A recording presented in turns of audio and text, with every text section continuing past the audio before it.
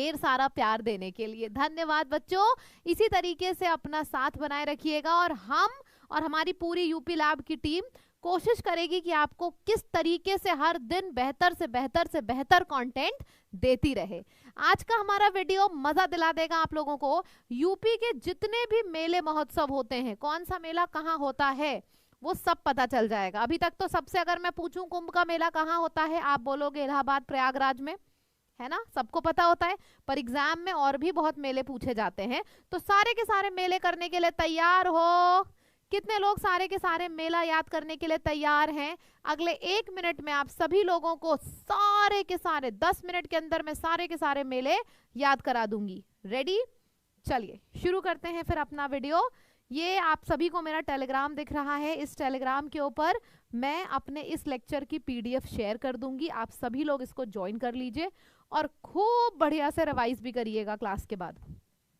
तो सबसे पहली स्क्रीन आपके सामने खुल चुकी है। रामनगरिया मेला फर्रुखाबाद, माकनपुर मेला फर्रुखाबाद। अब चलिए ये याद करते हैं। राम के नगर की तो सारी बातें निराली हैं। निराली का मतलब है अलग। राम के नगर में जो होता है वो कहीं और होता ही नहीं है। राम के नगर की जितनी चीजें हैं और बाकी नगरों की चीजों में बहुत फर्क है। सो राम के नगर के जो मकान होंगे वो बाकी नगरों के मकान से बहुत ज्यादा फर्क करेंगे, यानी कि फर्रुखाबाद। सो राम के नगर के मकान बाकी नगरों के मकान से फर्क करेंगे तो फर्रुखाबाद हो गया। सो रामनगरिया मेला मकानपुर फर्रुखाबाद हो गया। इतना क्लियर है सभी को? आगे बढ़ते हैं। कैलाश मेला, कैलाश खेर सभी ने नाम सुना होगा, बहुत बड़े गायक हैं, बहुत बड़े सिंगर हैं। कैलाश खेर का बहुत बड़ा कॉन्सर्ट था। अब क्या हुआ, उनका गला खराब हो गया। गला खराब मतलब उनके स्वर अलग अलग स्वर निकल रहे थे, बड़े बटे बटे स्वर थे। स्वर मतलब ये आवाज जो निकलती है, तो उनके मुंह से जो आवाज निकल रही थी बहुत बटी बटी थी। सो बटी बटी आवाज थी मतलब उनके स्वर बहुत बटे बटे थे कैलाश जी के। सो बटेश्वर हो गया। कैलाश खेर का बहुत बड़ा म्यूजिक कॉन्सर्ट था और उससे पहले उनका गला खराब हो गया था। उनके स्वर बटे बटे थे, अलग अलग स्वर सुनाई निकल रहे थे उनके मुंह से, बटेश्वर थे उनके स्वर। तो उन्होंने क्या किया, उन्होंने पूरे दिन गरारा किया, यानी कि आगरा से बना गरारा। हो गए दोनों तैयार? अब 1 मिनट के अंदर कर लेते हैं इसको रिवाइज।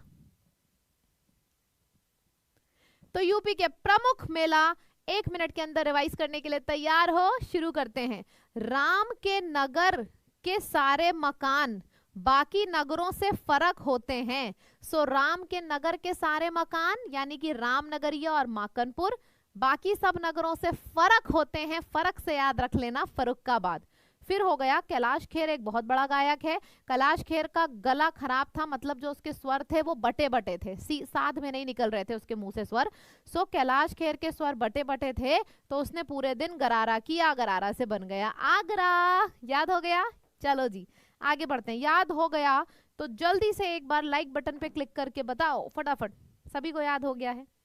चलिए अब अभी नहीं, अगर आपने आंसर दे दिया तब लाइक बटन पे क्लिक करना। जितने लोग लाइव हैं अगर सभी ने लाइन से आंसर भी दे दिया तब तो भाई 1 क्लिक बनता है लाइक बटन पे। ठीक, चलिए क्या होगा इसका आंसर?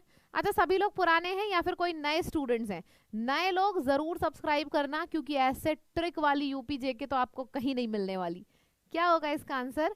राम के नगर को तो सारे मकान फर्क हैं तो फर्रुखाबाद हो गया, माकनपुर और रामनगरिया दोनों ही।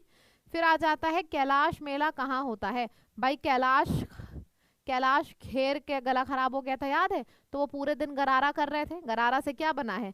गरारा गरारा गरारा, ये हो गया आगरा, आगरा का आगरा। फिर आ जाता है बटेश्वर, स्वर बटे हुए थे कैलाश खेर के तो वो पूरे दिन क्या कर रहे थे? किसी भी व्यक्ति के जब स्वर बटे हुए होते हैं यानी कि गला खराब होता है तो वो पूरे दिन क्या करता है? वो पूरे दिन क्या करता है? गरारा करता है तो गरारा से बन गया आगरा।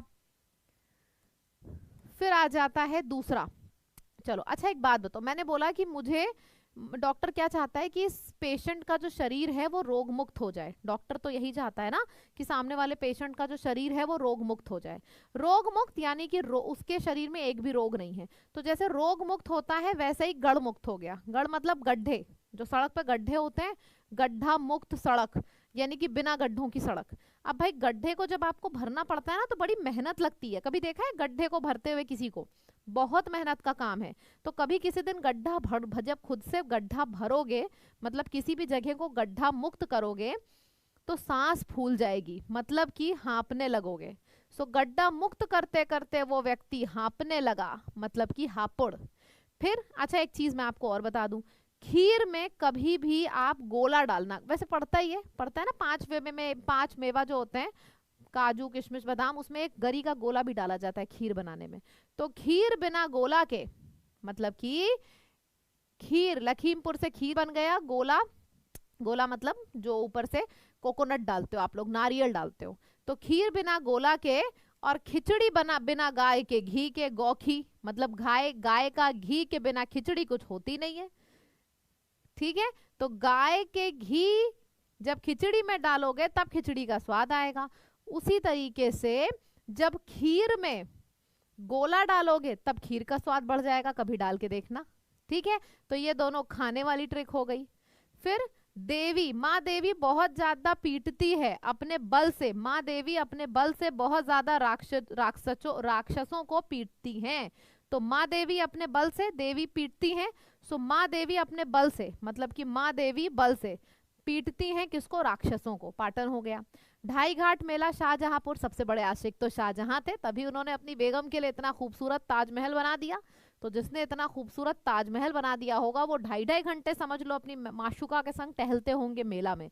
सो 2.5 घंटे टहलते होंगे। सो ढाई घाट मेला शाहजहांपुर, ठीक है, इतना याद हो गया। अब चलो 1 मिनट में इसको भी रिवाइज करते हैं।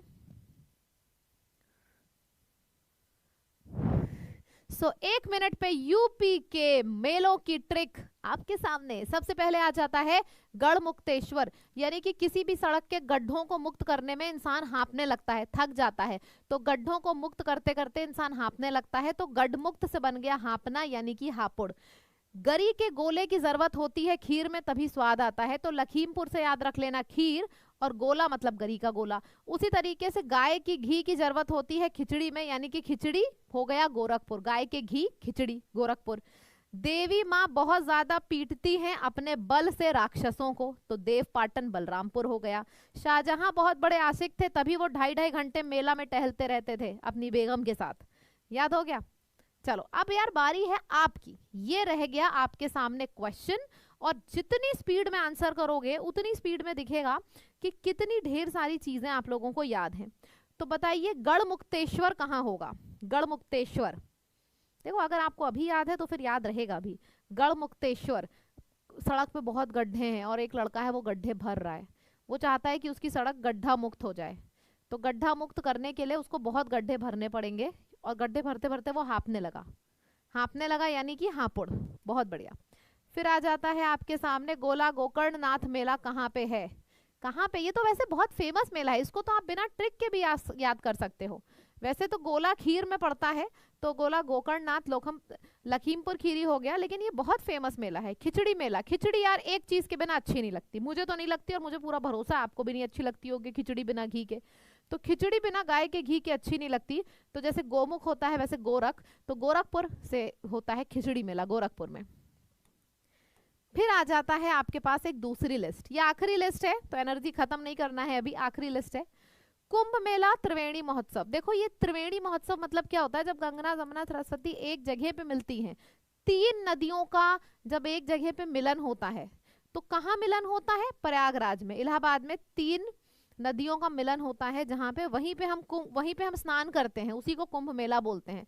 उसमें होता है कि अमृत माना जाता है जहाँ पे तीनों नदियां मिलती हैं। तो आप सभी को पता है कुंभ मेला प्रयागराज में होता है, क्यों, क्योंकि तीनों नदियां मिलती हैं वहां पे। तो कुंभ मेला त्रिवेणी नगर दोनों प्रयागराज में होता है। अच्छा होली कहाँ की फेमस है, पिक्चर में भी आपने देखा होगा, कृष्ण जी राधा मैया के संग कहाँ खेलते थे, उनके घर पे जाके, उनका घर कहाँ है, राधे राधे राधे बरसाने वाली राधे, कहाँ है बरसाना, मथुरा में। तो होली मथुरा की बहुत फेमस है। और शेर जब दहाड़ता है ना तो उसकी गूंज हर जगह सुनाई देती है, तो शेर सोरो गूंज से बन गया गांज, यानी कि कासगंज। रामनवमी मेला, जहां रामनवमी मेला वहां राम जी का जन्म हुआ, यानी कि 22 तारीख, यानी कि अयोध्या, बहुत बढ़िया।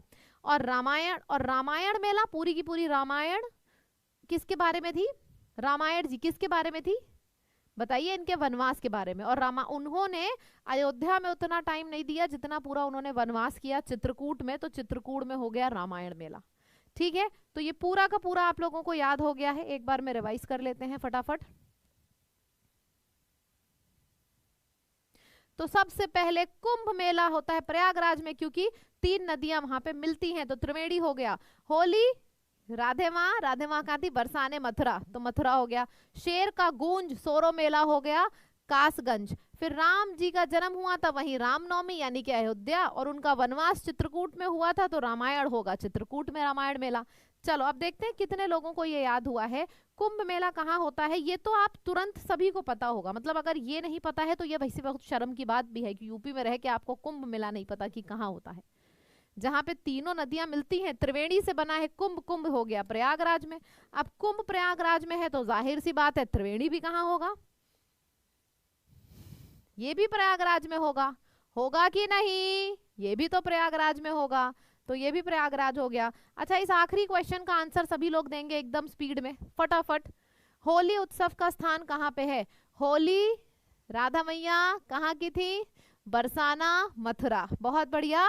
और अगर आप सभी के सारे क्वेश्चन सही हुए हैं और कॉन्फिडेंस से आप भर गए हो, तो कमेंट में लिख के जरूर बताना कि आप सभी को लेक्चर कैसा लगा, ट्रिक कैसी लगी, आपके जो जिंदगी का ये स्टैटिक जीके का सफर है, ट्रिक्स का सफर है, वो आसान हो रहा है कि नहीं, मुझे कमेंट में लिख के जरूर बताइएगा। और खूब लोगों तक वीडियो को शेयर करो ताकि हर जरूरतमंद तक ये चीज पहुंचे और वो डरे नहीं। बहुत से लोग डरने के मारे मतलब एकदम डिमोरलाइज हो जाते हैं, अपना आत्मविश्वास खो देते हैं।